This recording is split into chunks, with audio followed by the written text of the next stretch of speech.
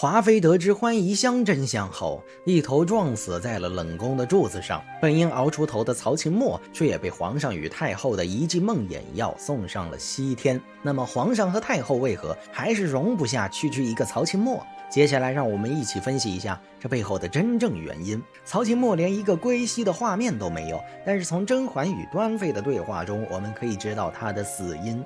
温太医曾悄悄告诉我，皇上和太后容不下香嫔，让他身边人给下了药，说那药服用之后常有梦魇之状，加上年世兰废黜是他告发的，如今年世兰又死了，人人都会以为香嫔是愧疚而致心病才死的。原来曹琴墨是皇上和太后下药害死的。虽然他心机颇深，可是又怎么深得过皇上和太后呢？要说皇上和太后非要曹琴墨死，还得追溯到曹琴墨揭发华妃的时候。华妃因为年羹尧倒台而失势，曹琴墨也趁机站出来做污点证人。娘娘恕罪，臣妾有罪。好端端的，你怎么了？臣妾深知一事，却隐瞒至今，如今不敢不说了。虽然曹琴墨揭发了华妃的种种恶行，但是在后宫中，大家都知道曹琴墨一直都是华妃的跟班，而且是美丽废物华妃的幕后军师。几乎前期所有发生的大事儿，都是曹琴墨在出谋划策。然而现在却主动告发华妃，甚至将自己营造成一个为了女儿迫不得已的好母亲形象，将自己的所作所为撇得一干二净。这样一个背叛救主、无情无义的人，皇上和太后是早就清楚的，所以在两人聊天时，太后才会说：不过像这样的人，给他位分是应该的，恩宠还是少些吧。谁知道他睡在枕边，脑中想些什么？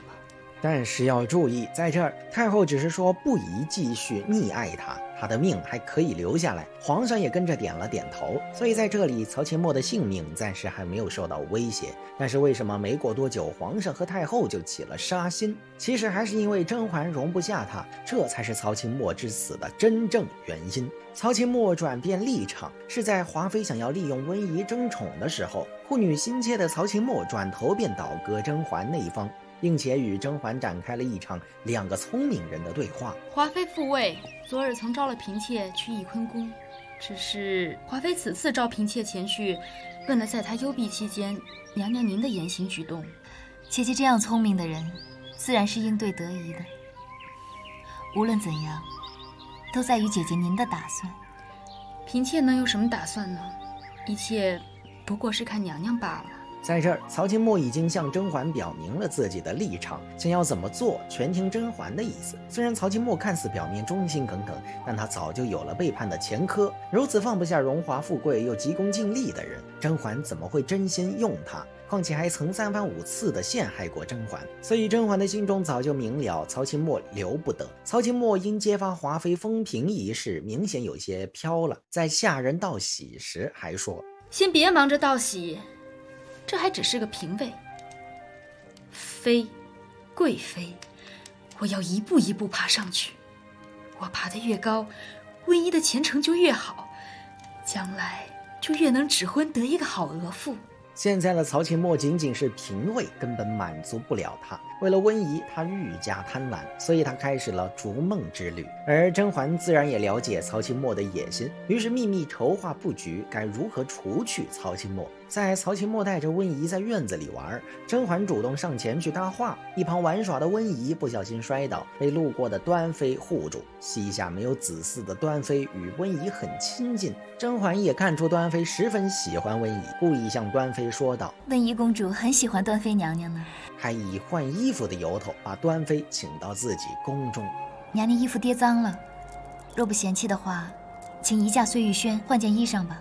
接收到甄嬛暗示的端妃已经知道甄嬛有事要和她商量，所以顺着甄嬛的话答应了。临走前，甄嬛对着端妃点头一笑。从这儿开始，我们就能明白甄嬛已经开始在布局了。看着端妃走的身影，曹琴墨也向甄嬛袒露出自己想要上位的想法。倘若能像端妃娘娘这样身为妃子，那就不同了。我只是顺便说说，婉妹妹千万别往心里去啊。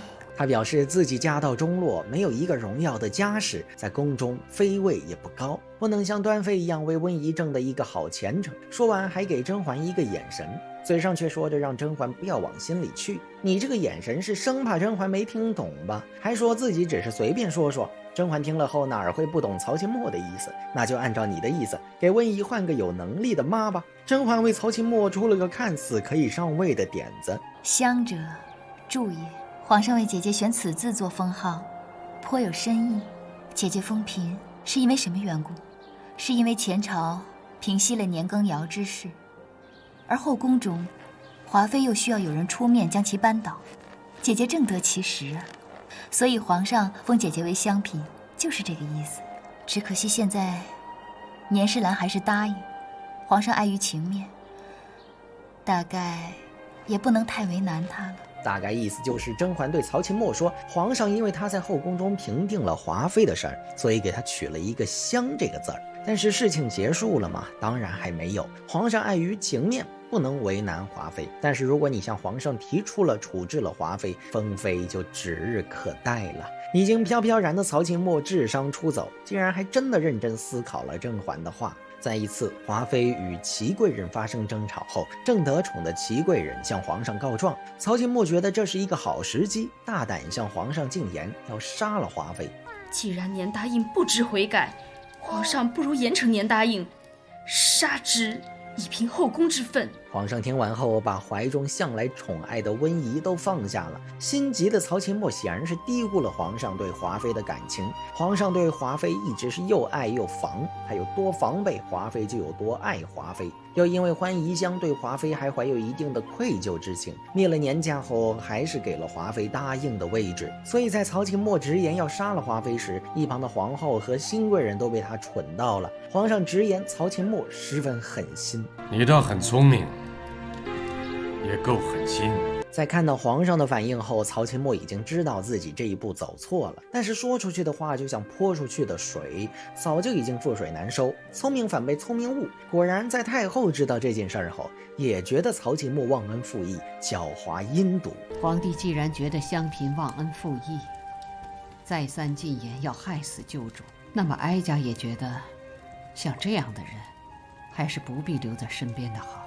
曹琴墨本就不受皇上宠爱，背后也没有家大业大的娘家支持，要把他处置掉，那简直易如反掌。就这样，在皇上和太后的秘密谋划之下，曹琴墨自杀式发言，断送了自己的性命。所以在甄嬛为温宜安排后路时，就已经给曹琴墨设下了一个圈套。所以如果不是甄嬛的推波助澜，曹琴墨也就不会那么快被毒死。他以为自己没有了华妃的威胁打压，能够越爬越高。也正是因为这份野心，让甄嬛抓到了他想要上位的心思，借皇上和太后的手杀人于无形，轻轻松松把他除掉。曹琴墨这个角色也是很让人唏嘘，他不像年世兰有显赫的家世，也不像甄嬛有万分宠爱傍身，因为她只是一个破落户出身的秀女，进入王府后只能攀附年世兰这颗高枝儿，而嚣张跋扈的年世兰对她像下人一样非打即骂，甚至还不惜用她唯一的孩子。曹琴墨就算是为了温宜，也只能踏上一条不归路。但是华妃的没落让他开始大意，没有之前的谨小慎微，所以才会被甄嬛趁虚而入，彻底除去。可是谁又甘心只能攀附别人生存呢？从前是华妃，后来是甄嬛，她机关算尽，只因放不下温宜，才走向万劫不复的深渊。